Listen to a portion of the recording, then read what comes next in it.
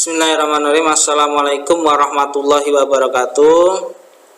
Alhamdulillah, puji syukur kehadirat Allah Subhanahu wa taala yang telah memberikan kesehatan kepada kita semua sehingga kita dapat melaksanakan perkuliahan pada mata kuliah praktik penelitian. Alhamdulillah, ya, tidak terasa kita sudah pada pertemuan yang ke-16. Itu artinya pada pertemuan ini kita akan melaksanakan ujian akhir semester. Ini tentu saja sesuai dengan rencana perkuliahan semester yang sudah Bapak bagikan waktu kita melakukan kontrak kuliah di pertemuan pertama dulu, ya. Untuk itu pada kesempatan ini Bapak akan menjelaskan tentang tugas ujian akhir semester yang akan Bapak berikan. Harapannya yaitu agar Anda dapat mengerjakan tugas UAS ini secara baik dan benar. Namun sebelum Bapak menjelaskan tentang apa saja tugas UAS tersebut, ya, Bapak mohon dukungan dari Anda semua untuk mendukung channel ini agar channel ini dapat berkembang dan bermanfaat bagi banyak orang. Silahkan dukung channel ini dengan cara like, ya, komen, subscribe, dan jangan lupa, ya, tekan loncengnya agar Anda mendapatkan notifikasi ketika Bapak mengupload video ataupun konten-konten yang baru melalui channel ini. Dan bisa juga Anda share, ya, konten-konten yang ada di channel ini sehingga banyak orang yang tahu tentang konten dan channel ini. Baik anak-anakku sekalian yang Bapak sayangi dan Bapak banggakan, tugas UAS pada mata kuliah praktik penelitian itu ada dua. Yang pertama membuat artikel ilmiah, dan yang kedua yaitu mempresentasikan artikel ilmiah yang sudah dibuat. Nah, ini untuk tugas yang pertama, alhamdulillah, ya, sudah Bapak cek, Anda sudah mengirimkan semua tugas artikel ilmiahnya, Anda sudah selesai, ya, dan juga Anda dalam penulisan atau pembuatan artikel ilmiahnya juga sudah sesuai dengan pedoman atau format yang sudah Bapak jelaskan sebelumnya. Nah, untuk berikutnya yaitu mempresentasikan tentang artikel ilmiah yang sudah Anda buat. Ini caranya bagaimana sih mempresentasikan artikel ilmiah ini? Yaitu dengan cara Anda membuat video presentasi dari artikel ilmiah yang sudah Anda buat tersebut, kemudian diupload di YouTube. Nah, itulah tugas yang kedua. Akan Bapak jelaskan satu persatu, ya, tentang kedua tugas ini. Yang pertama yaitu membuat artikel ilmiah. Ini sudah Bapak jelaskan, ya, waktu perkuliahan melalui e-learning bahwa ada beberapa jenis artikel ilmiah itu, yaitu yang pertama artikel hasil penelitian, kemudian yang kedua yaitu artikel non penelitian, yang ketiga telaah buku, dan yang keempat yaitu obituari. Seperti apa sih, ya, keempat jenis artikel ilmiah ini akan Bapak jelaskan satu persatu secara singkat, ya, walaupun dulu sudah pernah Bapak sampaikan pada waktu perkuliahan. Yang pertama yaitu artikel hasil penelitian. Untuk artikel hasil penelitian ini, ya, ini adalah artikel, ya, yang berisi pelaksanaan dan hasil penelitian yang bertujuan untuk membuka wacana diskusi dan kemungkinan penelitian baru, sekaligus untuk mengetahui apakah teori-teori atau pandangan-pandangan yang terkait dengan masalah yang diteliti layak untuk tetap diikuti atau harus ditinjau kembali. Ya, jadi maksudnya artikel hasil penelitian adalah artikel yang dihasilkan dari hasil penelitian. Tujuannya yaitu untuk membuka ruang dialog, gitu, ya, tentang apa berdasarkan penelitian yang dilaksanakan tersebut bisa, ya, bisa berkontribusi untuk membuka suatu wacana dialog dan bahkan mungkin penelitian baru untuk melanjutkan penelitian yang sudah dilaksanakan. Tetapi juga dari hasil penelitian tersebut ya, itu juga bisa ya untuk mengetahui gitu ya teori-teori yang sudah dirujuk dalam atau teori-teori yang dirujuk yang digunakan dalam penelitian tersebut apakah memang layak ya untuk diikuti atau ditinjau kembali, karena yang namanya sebuah teori itu selalu berkembang ya. Jadi bisa saja teori lama itu bisa terbantahkan oleh teori-teori baru yang diperoleh dari hasil-hasil penelitian yang terbaru. Jadi teori itu tidak mutlak ya. Jadi selalu berkembang. Maka itulah salah satu tujuan dari dilaksanakan sebuah penelitian. Nah, format artikelnya seperti apa ya?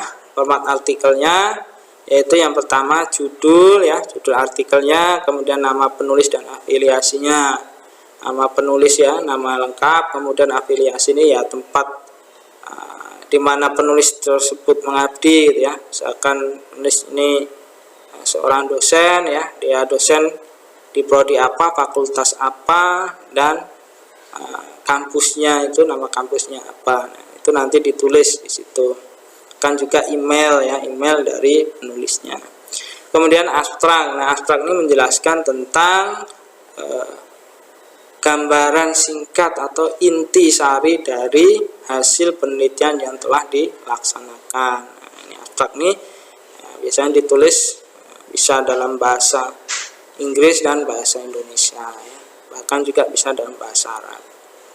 Kemudian nanti kata kunci ini sebagai keyword atau kata kunci dari judul penelitian. Agar apa? Agar melalui kata kunci ini ya, judul artikel atau artikel hasil penelitian ini lebih mudah ketika orang mencari ya di mesin pencari itu, ketika mengetikkan kata kunci ini akan cepat ditelusuri atau ditemukan oleh orang-orang yang membutuhkan artikel jurnal ini untuk dijadikan rujukan. Kemudian yang berikutnya yaitu tentang pendahuluan. Pendahuluan ini berisi tentang ya latar belakang permasalahan kenapa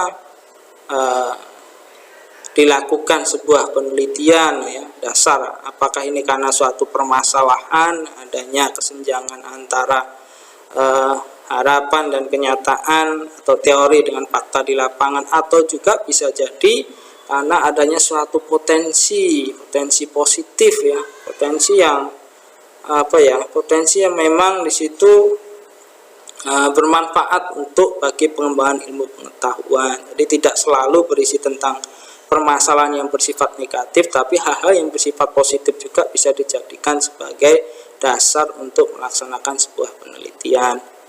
Nah, ini kemudian yang ke-6 ya, ini maaf karena ini ketutup video ya, video Bapak. Sebenarnya ini ada nomor 6 yaitu hasil penelitian. Hasil penelitian ini adalah pemaparan tentang data-data yang diperoleh dari metode pengumpulan data. Jadi memperoleh data ini kemudian dianalisis, kemudian menjadi sebuah hasil penelitian. Inilah dibahas, dipaparkan di bagian hasil penelitian. Apa saja hasil penelitian yang telah diperoleh. Kemudian yang berikutnya yang ke-7 yaitu pembahasan. Pembahasan ini berisi tentang dialog atau diskusi dari hasil penelitian dengan teori-teori ataupun hasil-hasil penelitian sebelumnya, seperti yang sudah dijelaskan tadi di atas, bahwa sebuah artikel ilmiah ini bisa saja gitu ya membantah ataupun gitu ya merekomendasikan untuk melakukan suatu penelitian baru. Nah, disinilah di bagian pembahasan inilah terjadi diskusi ya dari hasil penelitian dengan teori-teori yang sudah dirujuk. Nah, jadi seperti apa? Apakah memperkuat, membantah, atau menemukan teori-teori yang baru? Setelah pembahasan ya, yaitu kesimpulan ya. Nah, kesimpulan ini berisi dari rumusan masalah yang sudah dirumuskan sebelumnya. Jadi rumusan masalah dijawab oleh tujuan penelitian. Nah, inilah yang menjadi dasar untuk merumuskan suatu kesimpulan dari hasil penelitian yang sudah dilaksanakan. Berikutnya yaitu setelah bagian kesimpulan, yaitu bagian daftar pustaka. Daftar pustaka ini lebih bagus lagi dalam teknik penulisannya, yaitu menggunakan aplikasi Zotero ataupun Mendeley ya. Yang berikutnya yaitu tentang artikel non penelitian. Non penelitian adalah artikel yang sering disebut sebagai artikel tinjauan atau review paper. Biasanya merupakan artikel ilmiah yang disusun berdasarkan telaah pustaka atau kajian teori. Nah, jadi artikel ya yang dalam bentuk non penelitian ini adalah artikel yang biasanya berisi tentang rujukan-rujukan ya terhadap teori-teori ataupun buku-buku yang dijadikan sebagai referensi dalam penulisan artikel ini. Jadi dalam penulisan artikel ini bisa saja ya yang ditulis oleh penulis yaitu membahas suatu topik, kemudian cari sumber referensinya yang bahas tentang topik tersebut, referensi yang bagus yaitu ada referensi yang pro dan kontra, sehingga di situ ada sebuah diskusi antara beberapa teori yang digunakan, sehingga nanti ya penulis bisa mengambil kesimpulan tentang teori yang digunakan dalam membahas suatu topik atau isu-isu yang dijadikan atau diangkat dalam penulisan artikel ilmiah tersebut. Nah, format artikelnya seperti apa? Yaitu yang pertama judul ya, nama penulis dan afiliasinya. Ini sama seperti artikel penelitian yang sudah saya jelaskan ya, Bapak jelaskan sebelumnya, jadi Bapak akan jelaskan secara singkat ya. Kemudian yang kedua yaitu abstrak, kata kunci, pendahuluan, pembahasan, kesimpulan, dan daftar pustaka. Inilah formatnya ya, tidak jauh beda dengan artikel penelitian ya. Jadi kalau artikel penelitian itu dia ada metode penelitiannya, kalau ini dia hanya langsung dari pendahuluan ke pembahasan. Untuk berikutnya yaitu artikel telaah buku. Artikel telaah buku adalah artikel yang sering disebut sebagai resensi buku ya, yang merupakan tinjauan analitik dan kritis atas sebuah buku yang diterbitkan yang bertujuan untuk memberikan gambaran ringkas kelebihan dan kelemahan buku yang dibahas secara objektif dan proporsional yang dapat memberikan gambaran bagi calon pembaca buku tersebut. Nah, jadi artikel telaah buku ini bisa disebut seperti resensi gitu ya. Jadi dia akan membahas ya, membahas secara kritis gitu ya, dianalisis ya, secara kritis kemudian objektif tanpa ada suatu kepentingan tertentu dari si penelaah gitu ya, benar-benar secara objektif. Nah, kemudian tujuannya yaitu untuk memberikan gambaran secara ringkas, baik itu tentang kelebihan ataupun kelemahan buku yang sudah diterbitkan tersebut, sehingga para pembaca gitu ya, para pembaca dapat gitu ya, dapat dijadikan resensi atau artikel telaah buku ini bisa dijadikan referensi oleh pembaca sebelum calon pembaca buku tersebut membeli buku tersebut, seperti itu.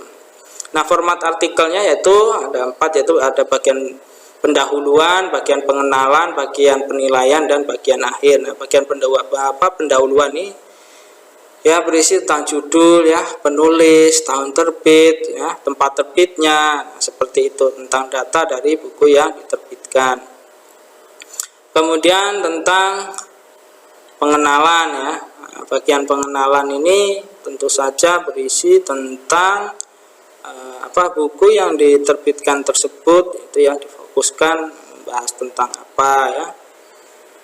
Kemudian isi dari buku itu membahas tentang apa saja ya, seperti itu, kontennya, materinya ya, isi dari buku tersebut seperti apa gitu, diberikan gambaran secara singkat. Jadi si pembaca atau calon pembeli buku tersebut itu bisa mengetahui tentang gambaran dari buku yang dibahas dalam artikel tersebut.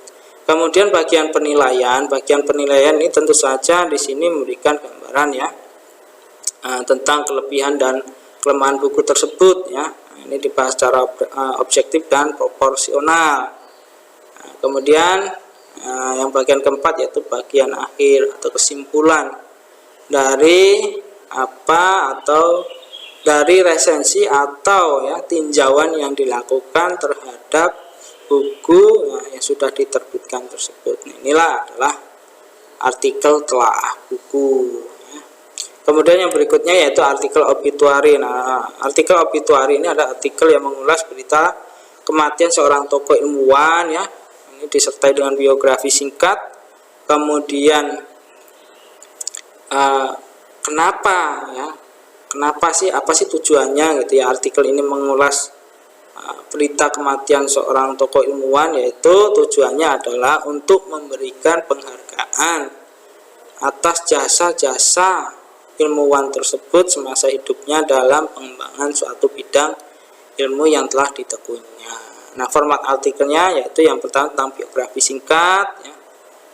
Secara historisnya seperti apa dari mulai ya, mungkin lahir ya, orang tuanya ya, tempat lahir sampai saat beliau meninggal dunia ya. Kemudian yang kedua yaitu karir akademik ya, karya-karya dan kontribusi di bidangnya itu apa saja ya.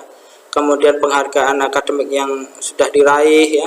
Kemudian yang keempat riwayat pendidikan dan sejumlah penghargaan yang diterimanya. Jadi menempuh pendidikan di mana saja gitu ya, dari jenjang sekolah dasar ya sampai perguruan tinggi seperti itu.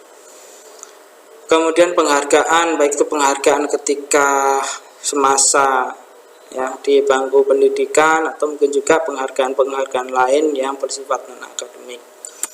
Berikutnya yaitu tentang tugas presentasi artikel ilmiah. Nah, tadi sudah Bapak jelaskan ya, ada 4 jenis artikel ilmiah gitu ya, artikel hasil penelitian, non penelitian, telaah buku, dan obituari. Yang berikutnya yaitu tugas untuk presentasi artikel ilmiah ya.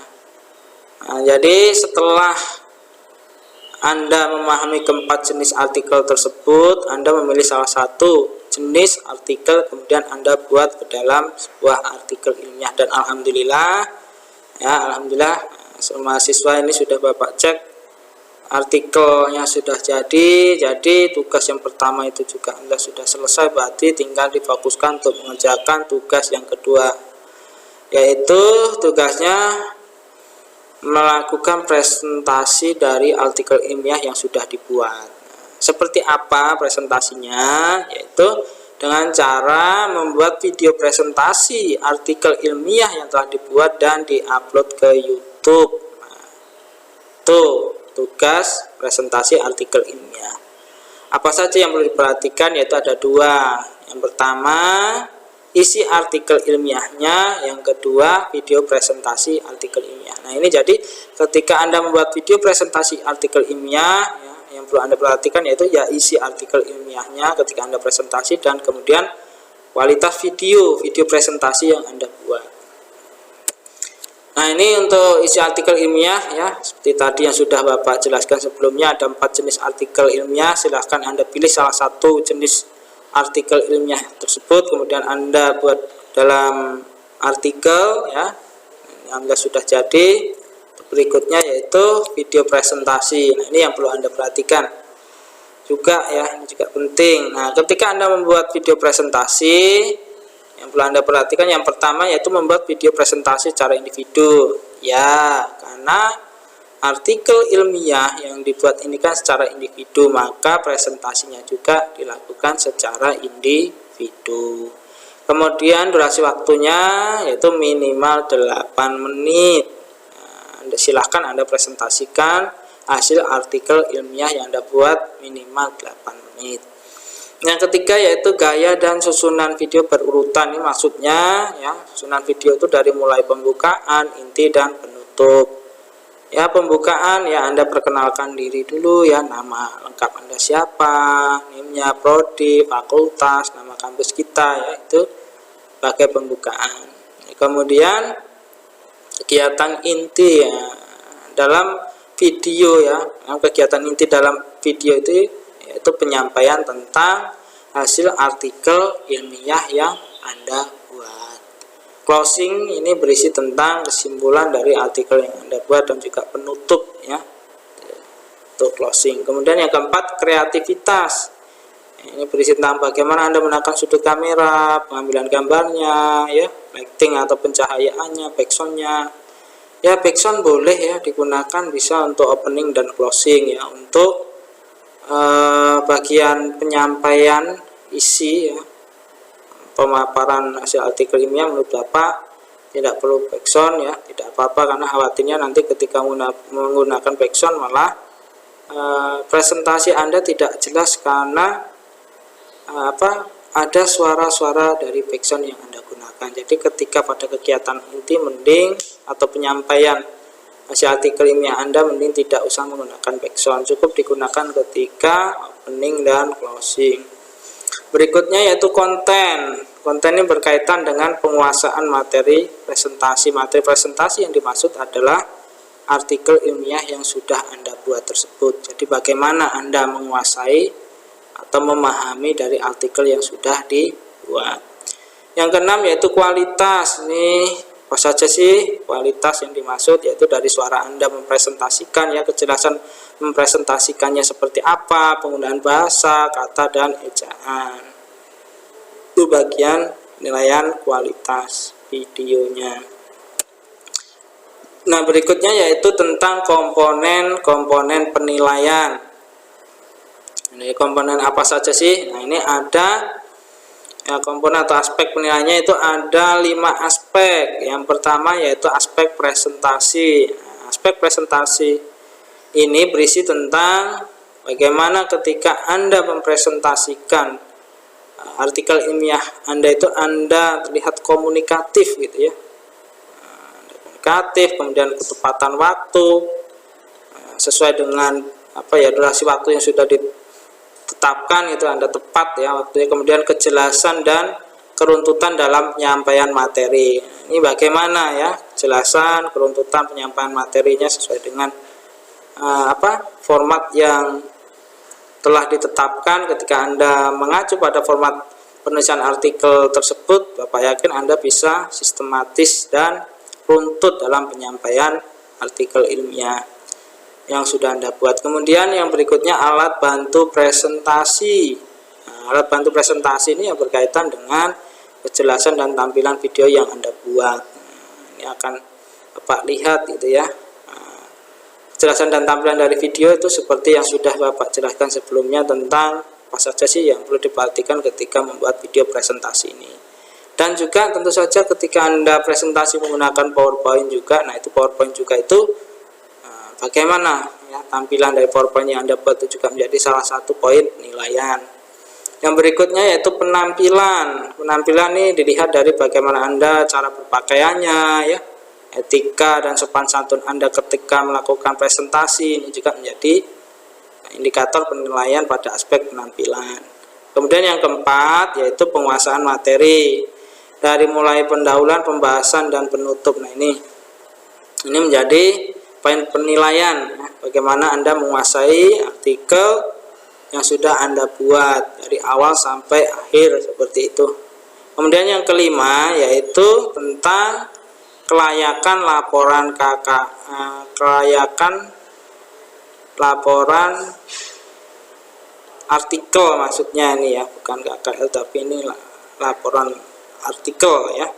Jadi bagaimana format artikel ilmiah ya, kelengkapan artikel ilmiah, ketepatan waktu pengumpulan tugas artikel ilmiah. Nah, ini yang dimaksud dengan kelayakan artikel ilmiah gitu ya. Ini bukan kelayakan laporan KKL, tapi ini adalah kelayakan laporan artikel ilmiah. Nah, jadi ya dalam aspek kelayakan artikel ilmiah ini nanti akan dilihat dari format artikel ilmiahnya, kelengkapan isi artikel ilmiah, ketepatan waktu ketika Anda mengumpulkan tugas artikel ilmiah ini. Nah, berikutnya yaitu tentang rentang penilaiannya ya. Rentang penilaiannya yaitu nilai 91 sampai 100 itu sangat baik, 81 sampai 90 itu baik, 71 sampai 80 itu cukup, 61 sampai 70 itu kurang sama dengan 60 itu sangat kurang. Nah, jadi inilah penilaian ya dari hasil atau tugas yang sudah Anda buat nanti tugas puasnya. Jadi demikian ya, Bapak sudah menjelaskan dari awal bagaimana tentang tugas-tugasnya, cara mengerjakan tugasnya, penilaian tugas UASnya seperti apa ya. Jadi ini sudah Bapak sampaikan. Itu jika masih dirasa masih ada yang kurang paham, kurang jelas, Anda bisa menulis atau bertanya pada kolom komentar di bawahnya ya. Silahkan di kolom di bawah ini, silahkan Anda tulis di kolom komentar di bawah ini tentang apa saja yang masih dirasa belum jelas gitu ya. Ya, itu saja ya yang Bapak sampaikan tentang tugas UAS pada mata kuliah praktik penelitian ini. Harapan Bapak ya, Anda semua diberikan kesehatan sehingga Anda bisa mengerjakan tugas UAS praktik penelitian ini dengan sukses dan lancar dan juga mengumpulkan tepat waktu. Baik, itu saja yang bisa Bapak sampaikan. Kurang lebihnya Bapak mohon maaf. Bapak Iri, assalamualaikum warahmatullahi wabarakatuh.